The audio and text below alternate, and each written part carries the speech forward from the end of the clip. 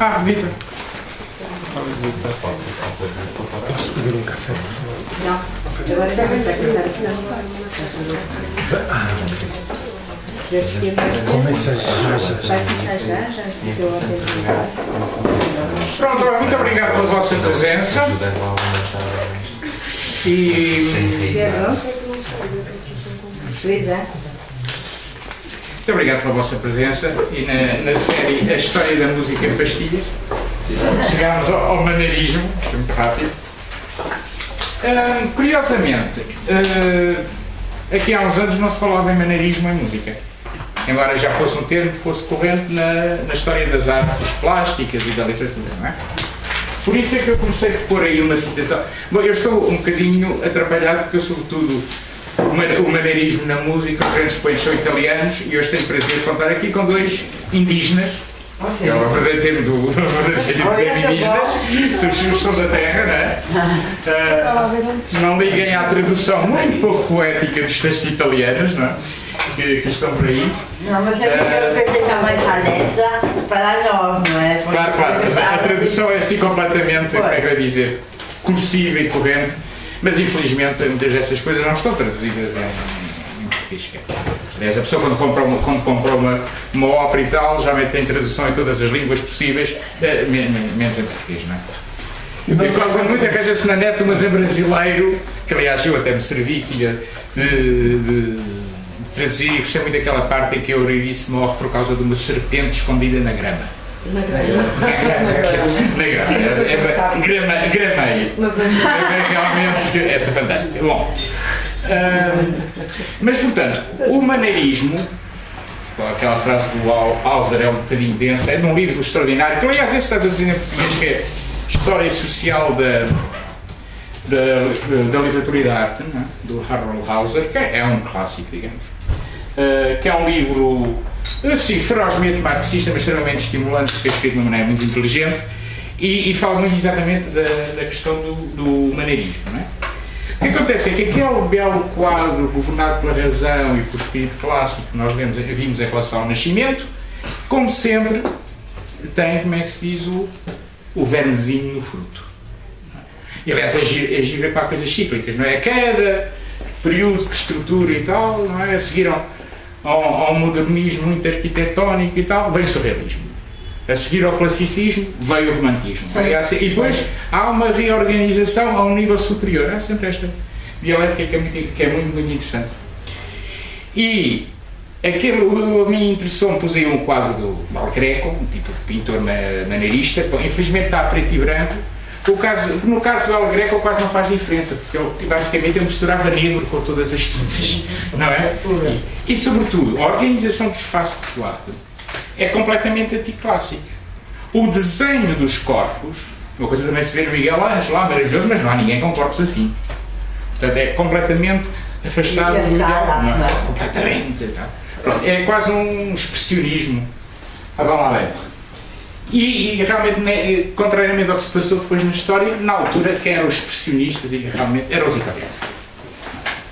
E em que é que isso se traduz na música? Eu já cá falei dos termos que vão existir e das realidades que vão existir em todos os estilos de consonância e dissonância. E uma maneira do maneirismo se manifestar em música é romper aquele belo equilíbrio. Nós vimos, por exemplo, na última sessão com o Palestrina, em que todas aquelas linhas melódicas são extremamente controladas, a que a dissonância, portanto as notas que fazem tensão, também têm modos muito específicos de aparecer e desaparecer. No género que nós vamos ver, que é sobretudo no madrigal, que é uma composição sobre um texto vocal, sobre um texto literário, tudo isso é esquecido, ou seja, é utilizado, a dissonância, por exemplo, é utilizada para exprimir o texto. E de uma maneira muito dramática e realista.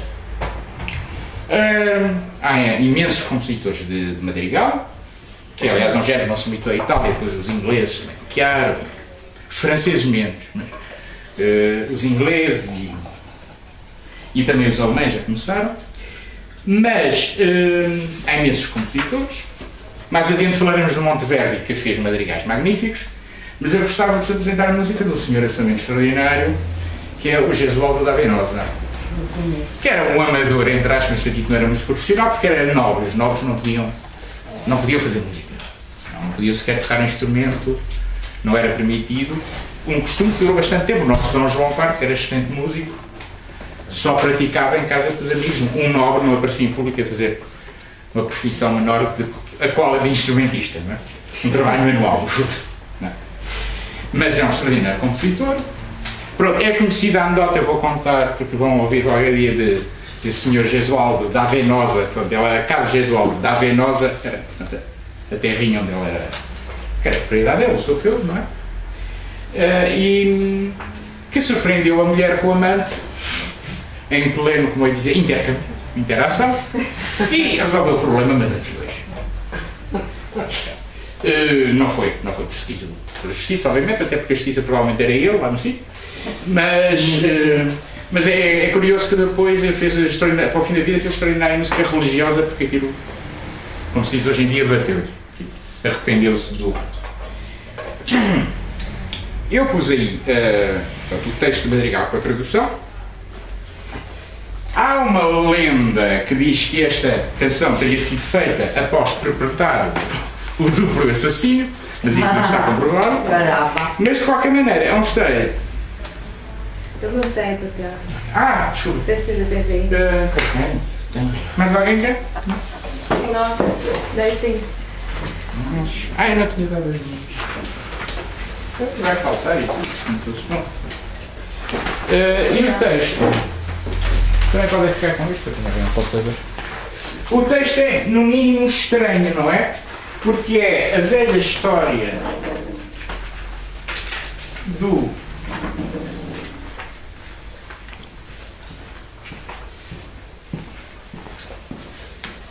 da separação, mas aqui é o poeta, o próprio, que se separa, e então a sua amada, que a chama Clóvis, começa a chorar perdidamente, e ele acaba com esta frase surpreendente: morto estava, vivo estou. O sopro da minha vida passada voltou à vida com tais acentos lamentosos. Ou seja, de repente a separação renovou dentro de vida. Portanto, é um texto, para já, isto agora que nos interessa para a música, extremamente contraditório, com mudanças de sentimentos à morte, à vida, ao choro, à alegria, à partida, e vamos ver a coisa absolutamente extraordinária que ele faz com isso, e tendo esse texto, por isso é que eu pus italiano.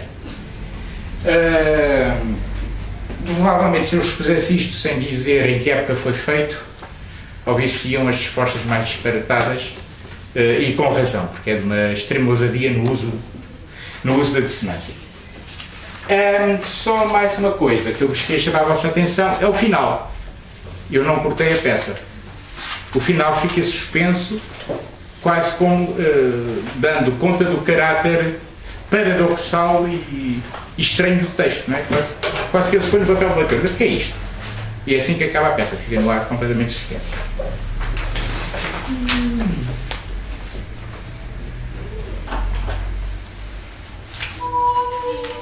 Desculpem, não começou o princípio. Não sei porquê.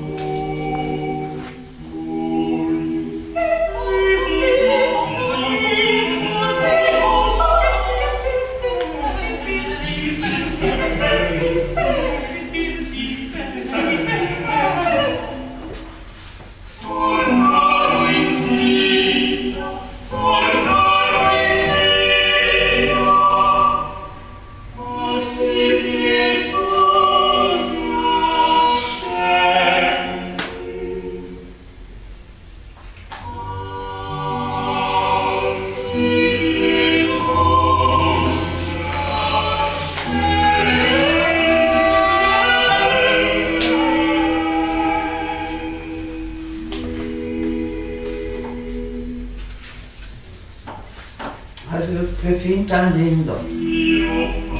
Eu peço desculpa. A fim da faixa que está muito bonito. Eu peço desculpa porque isto aqui é um problema assim. Desordem umas faixas, portanto, não, eu vou repetir tudo porque não passou o princípio. Peço desculpa.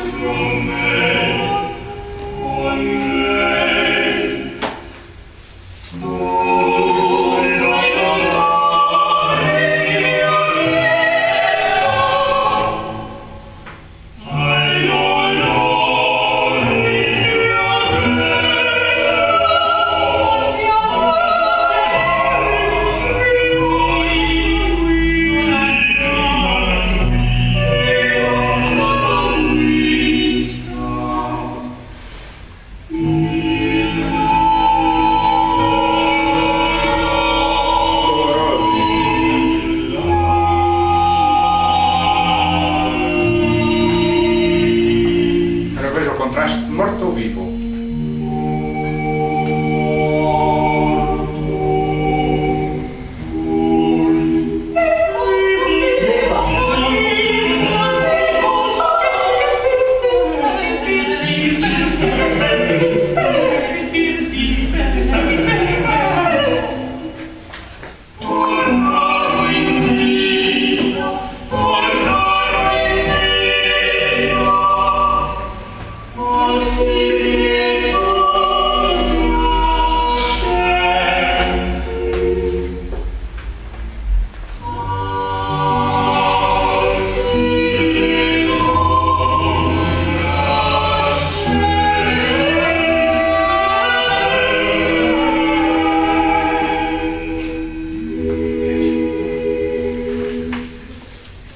É bonito. Isso é absolutamente espantoso, não é? Quando já vi um pouquinho, está Sim. pessoa. Ah, não está aqui. Não está. Não, ele está calor. Está calor. Pronto, isto tem muito que se lhe diga. Não é? Para já é como uma pequena peça de teatro. Absolutamente, é quase visual. É. Depois, a variedade não é só naquelas acordes estranhos, não é? A distância aí é muito forte. É muito forte. E há coisas piores, entre aspas, dele. Para mim é um diálogo. Então, o objetivo é absolutamente exprimir o texto. A dissonância está nos dolorosi pianti. Sim. E muitas vezes também há consonâncias, acordes normais, mas que são encadeados de uma maneira absolutamente estranha. O morto ou fui, de repente. Depois, também a variedade de texturas. Isto é que é uma grande aquisição do maneirismo, ou seja, no mesmo trecho temos o que nós chamamos de homofonia, cantam todos ao mesmo tempo, a polifonia imitativa, em que se imitam, de vez em quando há melismas, ou seja, mais que uma nota para uma sílaba, em dois sítios muito queridos nos spiriti spenti, não, o espírito, e no final é nos accenti, pietosi accenti, quando ele repete pietosi accenti, aquilo, realmente o lamento é expresso pelo melisma. E portanto tudo isto nos